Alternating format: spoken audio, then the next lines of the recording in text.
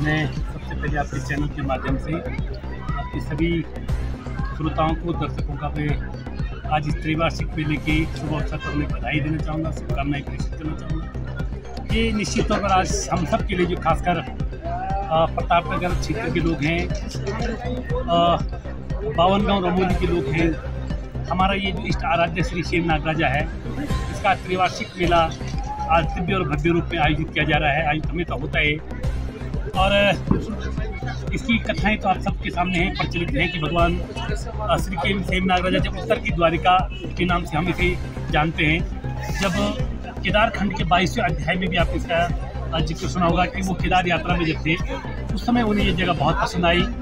और उस समय तत्कालीन जो यहाँ के राजा थे, गणपति रमोला यहाँ के राजा हुआ करते हैं। और पहले एक ऐसे राजा हैं जो 2 गढ़ों के राजा हैं, एक रैकागढ़ के राजा हैं और एक मोलनगर के राजा हैं। 2 जगह उनकी राजधानी हुआ करती।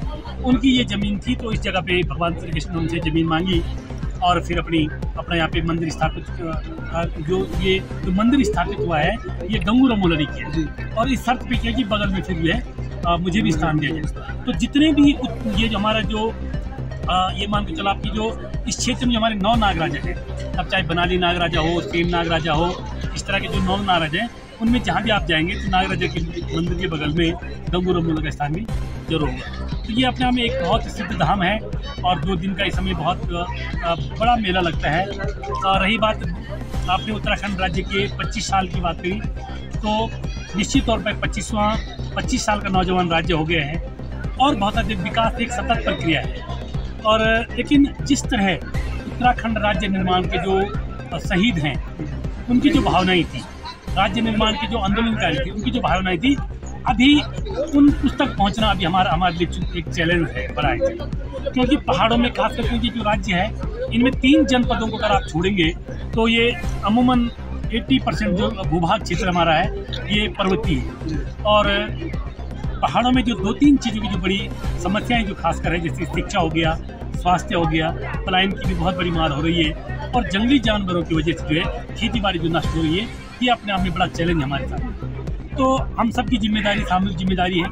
रही बात सरकार का जो पक्ष है, उस पक्ष में अभी और क्योंकि लगातार 2 बार भारतीय जनता पार्टी को मौका मिला इस प्रदेश में, तो जिस अनुकूल जो परिस्थितियां जब बनी, जब उन्होंने खासकर बेरोजगार नौजवानों के रोजगार की बात की, क्षेत्र के विकास की बात की, अभी वहाँ तक वो नहीं पहुँचे। उसमें बहुत बड़ी कमियां हैं। आज प्रदेश का नौजवान दर की ठोकरें खा, 2 लाख बेरोजगार नौजवानों को रोजगार देने की बात की गई थी, वहाँ तक वो नहीं पहुँच पाए।